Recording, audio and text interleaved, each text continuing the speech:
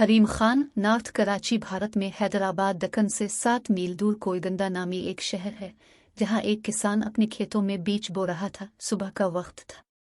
इलाके का नवाब सैर करता हुआ वहां से गुजरा। किसान को मेहनत से काम करते हुए देखकर नवाब ने सोचा कि किसान से इसकी खैरियत दरियाफ्त करनी चाहिए। वो घोड़े से यात्रा और खेत के किनारे पहुंचकर किसान से पूछा, क्यों भाई, खेती बाड़ी में तुम इस कदर मेहनत करते हो, कितना कुछ कमा लेते हो, कुछ फायदा भी होता है या नहीं? किसान ने सर अलिफाटे आलिफ और नवाब से कहा, फायदा किया जनाब, फसल कटने के बाद इसके 4 हिस्से कर लेता हूँ।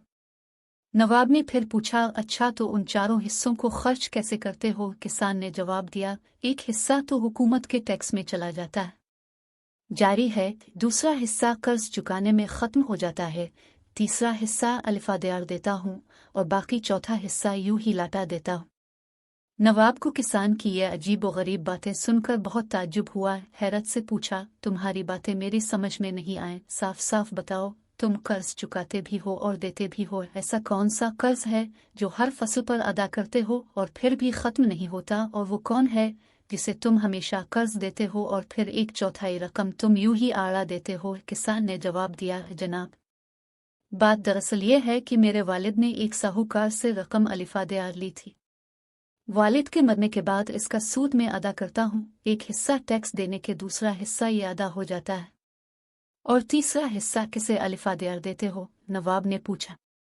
किसान ने कहा, ये मैं अपने 2 लड़कों पर खर्च करता हूँ ताकि बुढ़ापे में वो मुझ पर खर्च करें।